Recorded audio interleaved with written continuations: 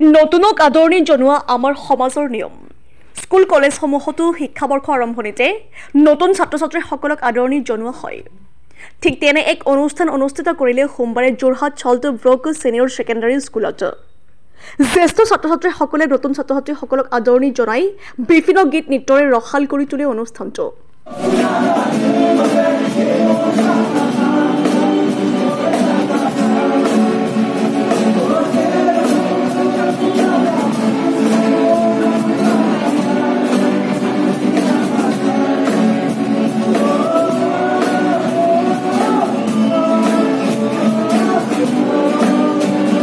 অনুষ্ঠানত উপস্থিত আছিল বিদ্যালয়খনৰ সঞ্চালক জহিৰুল আহমেদ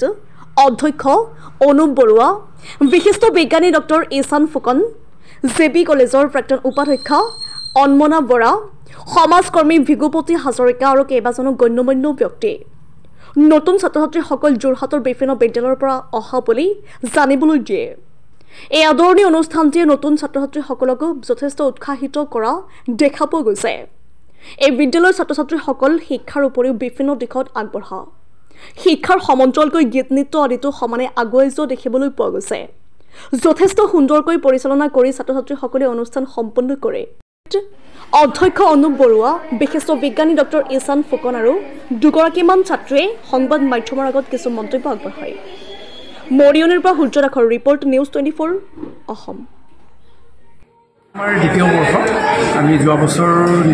আদৰিছিলোঁ ফ্ৰেছমেন ছ'চিয়েল ল'ৰাখিনি নিজে কৰিছিলোঁ এইবাৰ ছিনিয়ৰখিনি জুনিয়ৰখিনি ফ্ৰেছমেন ছ'চিয়েল এনেধৰণেই দিছে ভাল লাগিলে আৰু এটা বস্তু দেখিলোঁ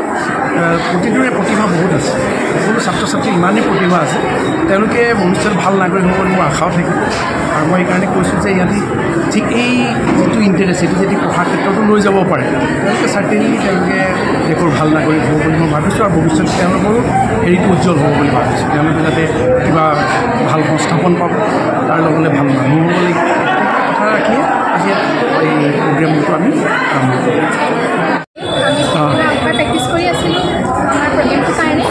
প্ৰগ্ৰেমটো যিহেতু হৈ গ'ল ভালে কুশলে হৈ গ'ল চবৰে আশীৰ্বাদত আৰু আশা কৰিছোঁ যে জুনিয়ৰছখিনিও ভাল পাইছে টিচাৰ্ছখিনিও বহুত কষ্ট কৰিছে ডাইৰেক্টৰ ছাৰে বহুত কষ্ট কৰিছে সকলোকে ধন্যবাদ জ্ঞাপন কৰিলোঁ ধন্যবাদ জুনিয়ৰছখিনিক আদৰিবলৈ পায় প্ৰথমতে সকলোকে নমস্কাৰ জনাইছোঁ আৰু